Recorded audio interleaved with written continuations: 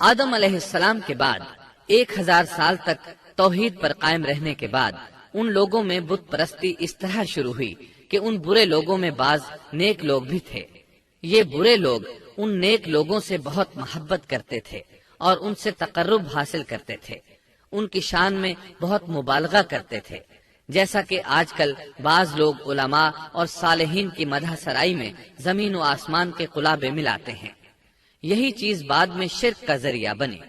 امام بخاری رحمت اللہ علیہ نے سورہ نوح آیت 23 میں اللہ کے فرمان، اور انہوں نے کہا کہ ہرگز اپنے معبودوں کو نہ چھوڑنا اور نہ ود اور سوا اور یغوث اور یعوق اور نصر کو چھوڑنا کی تفسیر کرتے ہوئے ابن عباس رضی اللہ عنہما سے روایت کی ہے۔ وہ فرماتے ہیں کہ یہ نوح علیہ السلام کی قوم کے بعض نیک آدمیوں کے نام ہیں۔ جب وہ فوت ہو گئے تو شیطان نے ان کی قوم کے دل میں یہ بات ڈال دی کہ جہاں وہ حضرات بیٹھا کرتے تھے وہاں ان کے بت بنا کر رکھ دو اور ان کو وہی نام دو جو ان بزرگوں کے تھے۔ انہوں نے ایسا ہی کیا اور پتھر کے بت بنا کر ان کے نام ان بزرگوں والے رکھ دیے۔ اس وقت تو بتوں کی پوجا نہ ہوئی، لیکن جب یہ لوگ فوت ہو گئے اور علم مٹ گیا تب ان کی پوجا ہونے لگی۔ ابن عباس رضی اللہ عنہما فرماتے ہیں نوح علیہ السلام کی قوم کے یہی بت بعد میں عرب میں پوجے گئے اور اللہ تعالی کے فرمان کا یہی مطلب ہے، یعنی ان نیک بزرگوں کے بت بنا لیے گئے اور آہستہ آہستہ ان کی پوجا شروع کر دی گئی اور سب لوگوں نے ایک اللہ کی عبادت سے انکار کر دیا۔ نوح علیہ السلام اکیلے اس دنیا میں موحد اور توحید پرست باقی رہ گئے۔ نوح علیہ السلام کا نسب کچھ یوں ہے: نوح بن لامک بن متو شلح بن ادریس۔ اس طرح ادریس علیہ السلام ان کے پردادا ہوئے۔ اس وقت لوگوں کی عمریں بہت طویل ہوتی تھیں، اس لیے ہم کہہ سکتے ہیں کہ ادریس علیہ السلام کئی 100 سال زندہ رہے اور نوح علیہ السلام 1000 سال سے بھی زیادہ عرصہ زندہ رہے۔ عمریں لمبی ہونے کی وجہ سے ادریس علیہ السلام اور نوح علیہ السلام کے درمیان کافی مدت بنتی ہے، اور اسی مدت کے دوران کفر و شرک نے زور پکڑا اور بتوں کی عبادت شروع ہو گئی۔ تب اللہ تعالیٰ نے نوح علیہ السلام کو زمین میں مبعوث فرمایا۔ ابن عباس رضی اللہ عنہما سے روایت ہے کہ نبی صلی اللہ علیہ وسلم نے فرمایا، آدم علیہ السلام اور نوح علیہ السلام کے درمیان 10 قرن تھے۔ ایک قرن 100 سال کا ہوتا ہے۔ آدم علیہ السلام کے 1000 سال بعد تک لوگ توحید پر قائم رہے، پھر آہستہ آہستہ شیطان نے انہیں شرک کے راستے پر ڈال دیا، شرک عام ہو گیا، ایک اللہ کی عبادت بالکل ختم ہو کر رہ گئی۔ تب اللہ نے نوح علیہ السلام کو مبعوث فرمایا، انہوں نے اللہ کی طرف دعوت دی، انہوں نے بہت مشقت اٹھائی، جیسا کہ سورہ نوح میں اللہ فرماتے ہیں، اللہ تعالیٰ بخشش اور رحم کرنے والے کے نام سے شروع کرتا ہوں۔ یقیناً ہم نے نوح کو ان کی قوم کی طرف بھیجا کہ اپنی قوم کو ڈراؤ اور خبردار کر دو، اس سے پہلے کہ ان کے پاس دردناک عذاب آ جائے۔ نوح نے کہا، اے میری قوم، میں تمہیں صاف صاف ڈرانے والا ہوں کہ تم اللہ کی عبادت کرو اور اس سے ڈرا کرو اور میرا کہنا مانو، تو وہ تمہارے گناہ بخش دے گا اور تمہیں ایک وقت مقررہ تک چھوڑ دے گا۔ یقیناً اللہ کا وعدہ جب آ جاتا ہے تو موقوف نہیں ہوتا، کاش تمہیں سمجھ ہوتی۔ نوح علیہ السلام تبلیغ کے سلسلے میں سخت محنت کرتے، دن رات لوگوں کے گھروں اور ان کے اجتماعات میں جا جا کر انہیں دعوت دیتے۔ آپ انہیں اعلانیہ اور پوشیدہ طور پر دعوت دیتے، یہاں تک کہ دعوت دیتے دیتے انہیں 950 سال گزر گئے، لیکن سوائے چند لوگوں کے کوئی ایمان نہ لایا۔ تب انہوں نے اللہ سے دعا کی، اے میرے اللہ، میں نے اپنی قوم کو دن رات تیری طرف بلایا، لیکن میرے بلانے سے یہ اور زیادہ بھاگنے لگے۔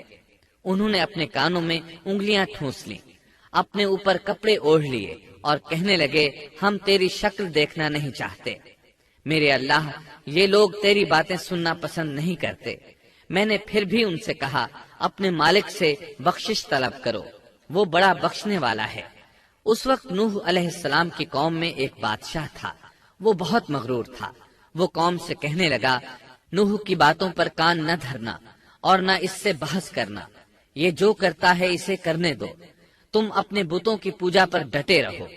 چنانچہ لوگوں نے نوح علیہ السلام کی باتوں کی طرف سے کان بند کر لیے۔ اپنے بادشاہ کی بات پر عمل کرنے لگے۔ تب نوح علیہ السلام نے اللہ سے فریاد کی، اے پروردگار، یہ میرا کہنا نہیں مانتے، ان لوگوں کی سنتے ہیں جن کی اولاد اور مال نے انہیں فائدہ تو نہ دیا، الٹا نقصان پہنچایا، اور انہوں نے میرے ساتھ بڑا داؤ کیا، یعنی دوسروں کو میرے درپے کر دیا، خود بھی مجھے ستانے میں کوئی کسر نہ چھوڑی، اور آپس میں ایک دوسرے سے کہنے لگے اپنے دیوتاؤں کو نہ چھوڑنا، نہ ود اور نہ سوا اور نہ یغوث اور نہ یعوق اور نہ نصر کو چھوڑنا۔ ان لوگوں نے بہت سے لوگوں کو گمراہ کر ڈالا، اور پروردگار تو ایسا کر کہ یہ ظالم اور زیادہ گمراہ ہو۔ اس طرح نوح علیہ السلام نے 950 سال دن رات لوگوں کو اللہ کی طرف بلایا، لیکن اتنے طویل عرصہ میں صرف 80 کے قریب لوگ مسلمان ہوئے، اور ان ایمانداروں کی اکثریت فقراء، مساکین، ناتواں اور غلام قسم کے لوگوں پر مشتمل تھی، جن کی معاشرے میں کوئی حیثیت نہیں ہوتی۔ مشکل سے 10 ایماندار ایسے ہوں گے جو شرف و جاہ کے مالک ہوں گے۔ چنانچہ نوح علیہ السلام کے مغرور سرداروں نے جب اس صورتحال کو دیکھا تو اکٹھے ہو کر نوح علیہ السلام کے پاس آئے اور کہنے لگے، اے نوح، ہم چاہتے ہیں تیری باتیں سنیں اور لوگوں کو بھی تیری باتیں سننے کی ترغیب دیں اور سب تجھ پر ایمان لے آئیں، لیکن اس سے پہلے ہماری ایک شرط ہے، یہ کہ آپ کے حلقے میں جو یہ ذلیل اور حقیر لوگ آ گئے ہیں انہیں دھکے دے کر اپنے پاس سے نکال دے، اس لیے کہ ہم اپنی قوم کے سردار، چودھری اور مقام و مرتبے والے لوگ ہیں، اس لیے ہم ان فقیر لوگوں کے پاس نہیں بیٹھ سکتے۔ اگر آپ انہیں نکال دیتے ہیں تو ہم ایمان لے آئیں گے۔ اللہ تعالیٰ نے نوح علیہ السلام کی قوم کے ان سرداروں کی تردید سورہ ہود آیات 27 تا 31 میں کی ہے۔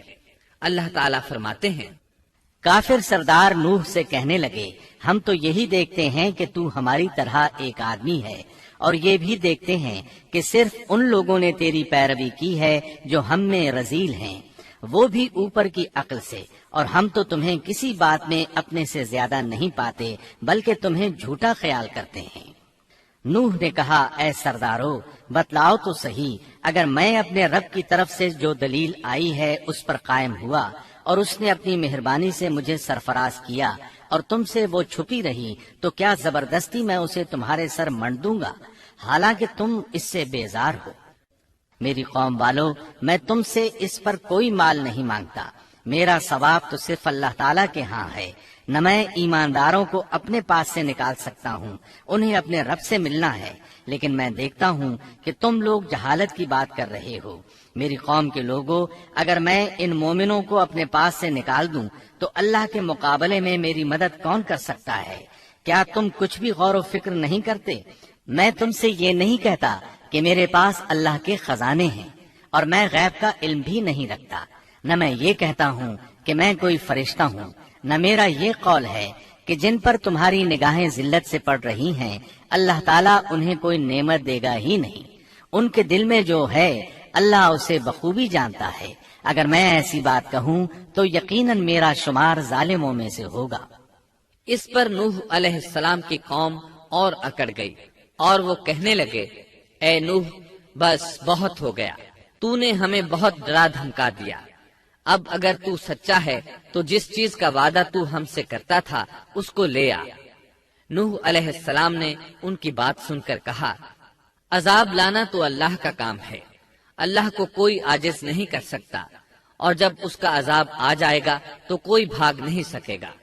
اس کے بعد نوح علیہ السلام کی قوم کا ان سے آمنا سامنا ہوا تو انہوں نے ان سے کہا، اے میری قوم، اگر تم پر یہ گراں گزرتا ہے کہ میں تم میں رہتا ہوں اور تمہیں اللہ کی باتیں سنا رہا ہوں، تم اس سے چڑھتے ہو اور مجھے نقصان پہنچانے کے درپے رہتے ہو، تو سنو، میں صاف کہتا ہوں، مجھے تمہارا کوئی خوف نہیں، تمہاری کوئی پرواہ نہیں، تم سے جو ہو سکے کر گزرو، میرا جو بگاڑ سکتے ہو بگاڑ لو، تم اپنے شریکوں اور جھوٹے معبودوں کو بھی بلا لو، اور مل جل کر مشورے کر کے بات کھول کر پوری قوت کے ساتھ مجھ پر حملہ کرو، تمہیں قسم ہے تم میرا جو بگاڑ سکتے ہو بگاڑ لو، اس میں کوئی کسر اٹھا نہ رکھو، مجھے بالکل مہلت نہ دو، اچانک مجھے گھیر لو، میں بالکل بے خوف ہوں، اس لیے کہ تمہارے راستے کو میں باطل جانتا ہوں، میں حق پر ہوں، حق کا ساتھی اللہ ہوتا ہے، میرا بھروسہ اسی عظیم ذات پر ہے، مجھے اس کی قدرت کی بڑائی معلوم ہے۔ نوح علیہ السلام نے واضح الفاظ میں اپنی قوم کو چیلنج دیا، لیکن کسی میں طاقت نہ ہوئی کہ وہ نوح علیہ السلام کا مقابلہ کر سکے۔ چنانچہ کہنے لگے، اسے چھوڑ دو، یہ مجنون اور بے وقوف ہے، نعوذ باللہ۔ بہرحال معاملہ اسی طرز پر چلتا رہا، یہاں تک کہ سال ہر سال گزر گئے، لیکن کوئی مسلمان نہ ہوا۔ پھر پہاڑ پر رہنے والے لوگ روز بروز برائی میں ترقی کرتے چلے گئے، اور جو لوگ شروع میں ایمان لائے تھے ان کے علاوہ اور کوئی شخص ایمان نہ لایا۔ نوح علیہ السلام انہیں مسلسل دعوت دیتے رہے مگر بے اثر، یہاں تک کہ اللہ تعالیٰ نے نوح علیہ السلام کی طرف وحی کی کہ اب کوئی شخص ایمان نہیں لائے گا۔ اللہ تعالیٰ سورہ ہود میں فرماتے ہیں، نوح کی طرف وحی کی گئی کہ آپ کی قوم میں سے جو ایمان لا چکے ہیں ان کے سوا اور کوئی اب ایمان نہیں لائے گا، پس آپ ان کے کاموں پر غمگین نہ ہوں۔ مطلب یہ تھا کہ آپ غم نہ کریں، اللہ کا حکم اب پورا ہونے والا ہے۔ غور فرمائیں، نوح علیہ السلام کے جذبے کو دیکھیے، مسلسل 950 سال تک دعوت دیتے رہے، لوگ انہیں جھٹلاتے رہے، لیکن پھر بھی ان سے نا امید نہ ہوئے۔ اب جب کہ اللہ کی طرف سے وحی آ گئی کہ ان میں سے اور کوئی ایمان نہیں لائے گا اور کسی میں طاقت نہیں کہ انہیں ہدایت عطا فرمائے، تو نوح علیہ السلام نا امید ہو گئے اور انہوں نے اپنی قوم پر بد دعا کی۔ اس کا ذکر اللہ تعالیٰ نے سورہ نوح آیات 26 تا 28 میں کیا ہے۔ نوح نے کہا، اے میرے پروردگار، تو روئے زمین پر کسی کافر کو رہنے سہنے والا نہ چھوڑ، اگر تو انہیں چھوڑے گا تو یہ یقیناً تیرے اور بندوں کو بھی گمراہ کر دیں گے، اور ان کے ہاں جو اولاد ہوگی وہ بھی بدکار ناشکرے ہوں گے۔ اے میرے پروردگار، تو مجھے اور میرے ماں باپ کو اور جو بھی ایماندار ہو کر میرے گھر آئے اور تمام مومن مردوں اور عورتوں کو بخش دے، اور کافروں کو سوائے ہلاکت کے اور کچھ نہ دے۔ اللہ تعالیٰ فرماتے ہیں کہ جب نوح علیہ السلام نے ہمیں مدد کے لیے پکارا تو پھر ہم نے اس کی مدد کی اور اسے ایک بڑی کشتی بنانے کی وحی کی، لیکن نوح علیہ السلام نہیں جانتے تھے کہ وہ اتنی بڑی کشتی کیسے بنائے، اور نہ ہی وہ بڑھئی تھے کہ اس کام سے واقف ہوتے۔ اس لیے اللہ تعالیٰ نے ان کی طرف یہ وحی کی کہ ہماری آنکھوں کے سامنے اور ہماری وحی کے مطابق ایک کشتی تیار کرو۔ اللہ نے وحی کے ذریعے ان کی رہنمائی کی کہ وہ اس طرح کریں، اور مزید تعلیم کے لیے جبرائیل علیہ السلام کو بھیج دیا۔ وہ انہیں بتلاتے گئے کہ اس طرح کشتی تیار کرو۔ نوح علیہ السلام ایک پہاڑ پر رہتے تھے، ان کے ارد گرد درخت نہیں تھے، نہ پانی تھا، چنانچہ انہوں نے بہت سے درخت اگائے، پھر ان کو کاٹا اور پہاڑ پر بیٹھ کر کشتی تیار کرتے رہے۔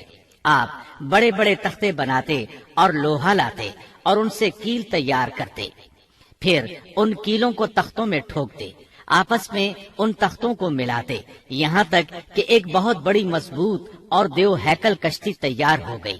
ایک روایت کے مطابق نوح علیہ السلام نے اس کو 100 سال میں تیار کیا۔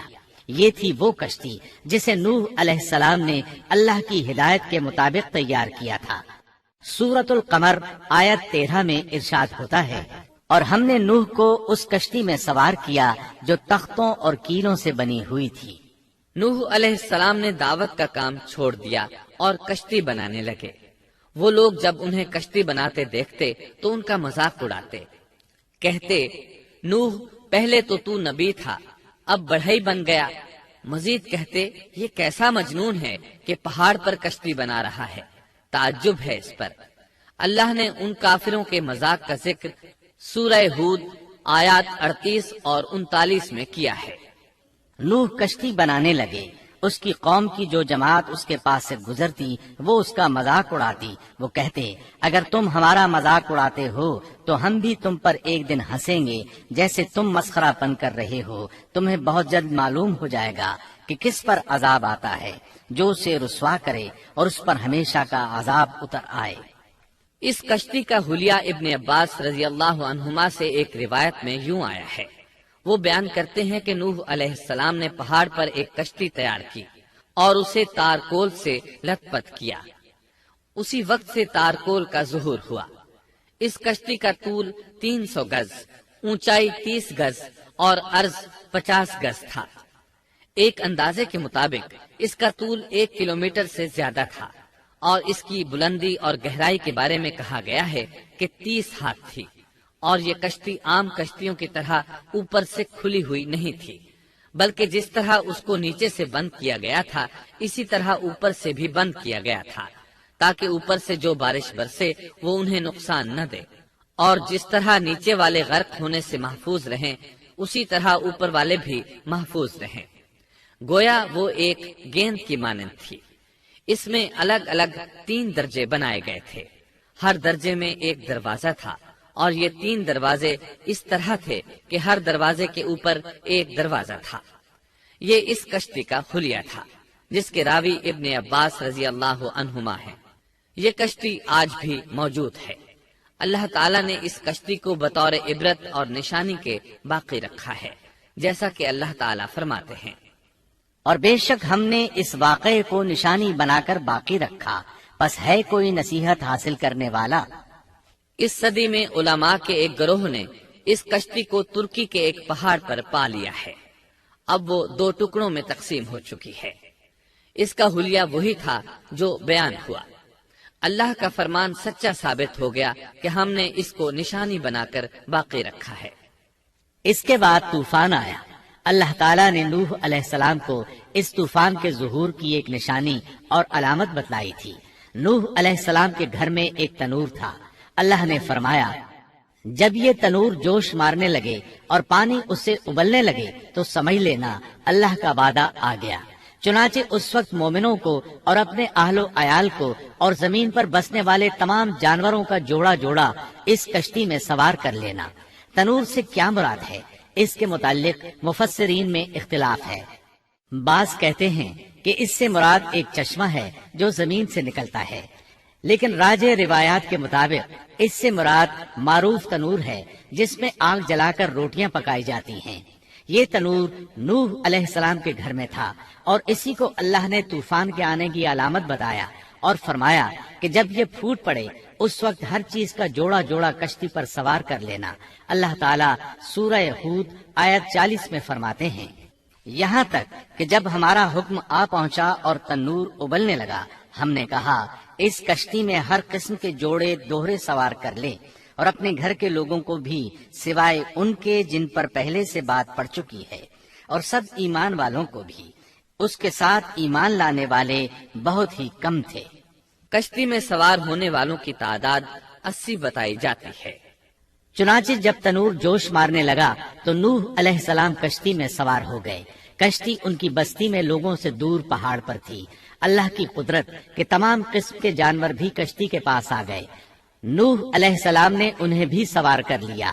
اللہ تعالیٰ سورۃ القمر آیات 11 اور 12 میں فرماتے ہیں، پس ہم نے آسمان کے دروازوں کو زور کی بارش سے کھول دیا اور زمین کے چشموں کو جاری کر دیا، پس اس کام پر جو پانی مقرر کیا گیا تھا خوب جمع ہو گیا۔ آسمان سے نازل ہونے والا اور زمین سے نکلنے والا پانی کتنا تھا، اس کا اندازہ اللہ ہی کو ہے۔ بہرحال اس پانی نے زمین پر رہنے والے انسان، چوپائے، حیوانات، غرض ہر چیز کو غرق کر دیا۔ اس بارے میں اللہ فرماتے ہیں، نوح نے اپنی قوم سے تنگ آ کر ہمارے حضور دعا کی، ہم تو ہیں ہی بہترین طور پر دعاؤں کے قبول کرنے والے۔ فوراً ان کی دعا قبول کر لی اور اس تکلیف اور ایذا سے انہیں بچا لیا جو انہیں کفار سے روزمرہ پہنچ رہی تھی، اور ان کی اولاد کو ہم نے باقی رہنے والی بنا دیا، یعنی انہی کی اولاد سے پھر سے دنیا آباد ہوئی، کیونکہ صرف وہی لوگ بچے تھے جو کشتی پر سوار تھے، اور ہم نے ان کا ذکر خیر پچھلوں میں باقی رکھا۔ نوح علیہ السلام پر تمام جہانوں میں سلام ہو۔ ہم نیکی کرنے والوں کو اسی طرح بدلے دیتے ہیں، وہ ہمارے ایماندار بندوں میں سے تھا، پھر ہم نے باقی سب کو غرق کر دیا۔ اللہ مزید فرماتے ہیں، جب پانی میں طغیانی آ گئی تو اس وقت ہم نے تمہیں کشتی میں چڑھا لیا تاکہ اس کو تمہارے لیے نصیحت اور یادگار بنا دیں، تاکہ یاد رکھنے والے کان اس کو یاد رکھیں۔ یعنی پانی اتنا زیادہ ہو گیا کہ اس سے تمام شہر، بستیاں، انسان اور جانور غرق ہو گئے، یہاں تک کہ پانی بلند پہاڑوں سے بھی اونچا ہو گیا، اور اتنے بلند پانی پر یہ کشتی نوح علیہ السلام اور ان کے ساتھیوں کو اپنے دامن میں سمیٹے اللہ کے حکم سے اور اس کی حفاظت میں پہاڑ کی طرح رواں دواں تھی، ورنہ اتنے طوفانی پانی میں کشتی کی حیثیت ہی کیا ہوتی ہے۔ نوح علیہ السلام کشتی میں سوار ہوئے اور انہوں نے اپنے ساتھیوں کو حکم دیا کہ وہ یہ دعا پڑھیں، اللہ ہی کے نام سے اس کشتی کا چلنا اور ٹھہرنا ہے، یقیناً میرا پالنے والا بڑی بخشش اور رحم والا ہے۔ یہی اللہ کا حکم آپ کو تھا کہ جب تم اور تمہارے ساتھی ٹھیک طرح بیٹھ جاؤ تو کہنا، سب تعریف اللہ ہی کے لیے ہے جس نے ہمیں ظالم لوگوں سے نجات عطا فرمائی، اور کہنا کہ اے میرے رب مجھے بابرکت اتارنا اور تو ہی بہتر اتارنے والا ہے۔ اللہ تعالیٰ نوح علیہ السلام کو نصیحت کر رہے ہیں کہ اللہ آپ کو اور آپ کے اہل کو نجات عطا فرمائیں گے۔ کشتی میں نوح علیہ السلام کے کافر بیٹے کے علاوہ تمام گھر والے سوار تھے۔ آپ کے کافر بیٹے کا نام کنعان تھا، وہ ایک طرف کھڑا تھا۔ نوح علیہ السلام نے اسے پکارا، میرے بیٹے اس کشتی میں آ جا اور کافروں کا ساتھی نہ بن، لیکن اس بدبخت نے کہا، میں ابھی کسی پہاڑ کی چوٹی پر پناہ لے لوں گا جو مجھے اس پانی سے بچائے گی۔ نوح علیہ السلام نے کہا، آج اللہ کے حکم سے کوئی بچانے والا نہیں مگر وہی جس پر اللہ رحم کرے۔ باپ اور بیٹے کے درمیان یہ گفتگو جاری تھی کہ ایک طوفانی موج نے اسے اپنی زد میں لے لیا اور اسے غرق کر دیا۔ نوح علیہ السلام سے اللہ نے وعدہ کر رکھا تھا کہ اللہ تعالیٰ اس کے اہل کو نجات عطا فرمائے گا۔ چنانچہ جب آپ کی آنکھوں کے سامنے آپ کا بیٹا غرق ہو گیا تو وہ پکار اٹھے، اے اللہ، میرا بیٹا میرے گھر والوں میں سے تھا اور تو نے مجھ سے وعدہ کیا تھا کہ میرے گھر والوں کو نجات عطا فرمائے گا، اور تو تمام حاکموں سے بہتر حاکم ہے، لہذا ناممکن ہے کہ تیرا وعدہ پورا نہ ہو۔ واضح ہو کہ نوح علیہ السلام کا اپنے بیٹے کے بارے میں بات کرنا بطور استفسار تھا، بطور بحث نہیں تھا۔ آپ وضاحت چاہتے تھے۔ اللہ تعالیٰ نے فرمایا، اے نوح، وہ تیرے اہل سے نہیں تھا کیونکہ وہ کافر تھا۔ کفر نسب کو ختم کر دیتا ہے۔ ایک مومن کا دوسرے مومن سے تعلق ایک مسلمان بھائی کے کافر بھائی سے تعلق سے زیادہ بڑا ہے، اور حقیقی اخوت وہ ہے جس کی بنیاد ایمان پر ہو۔ کفر تو نسبی تعلق کو کاٹ دیتا ہے، اس لیے اللہ نے یہ نہیں فرمایا کہ وہ کافر ہے، بلکہ یہ فرمایا کہ وہ تیرے اہل سے نہیں ہے۔ ہمارے لیے بھی یہی حکم ہے، کسی مومن کا کافر کے ساتھ رشتہ نہیں ہو سکتا۔ اس کے ساتھ اللہ نے نوح علیہ السلام کو نصیحت فرمائی کہ آپ ہرگز وہ چیز نہ مانگیں جس کا آپ کو مطلقاً علم ہی نہ ہو، اور ہم آپ کو نصیحت کرتے ہیں کہ جاہلوں میں اپنا شمار کرانے سے باز رہیں۔ جب نوح علیہ السلام یہ بات جان گئے کہ ان کا سوال واقعے کے مطابق نہیں تھا تو فوراً اس سے رجوع کر لیا اور اللہ تعالیٰ سے اس کی رحمت اور مغفرت کے طالب ہوئے۔ اس موقع پر انہوں نے دعا کی۔ نوح علیہ السلام نے کہا، اے میرے پروردگار، میں تیری ہی پناہ چاہتا ہوں اس بات سے کہ تجھ سے وہ مانگوں جس کا مجھے علم ہی نہ ہو۔ اگر تو مجھے نہ بخشے گا اور تو مجھ پر رحم نہیں کرے گا تو میں خرابی والوں میں ہو جاؤں گا۔ یہ دعا انہوں نے مانگی۔ اپنے بیٹے کے متعلق سوال کے علاوہ نوح علیہ السلام نے اللہ تعالیٰ کی کوئی نافرمانی نہیں کی اور نہ اپنے نفس پر کسی نافرمانی کو شمار کیا۔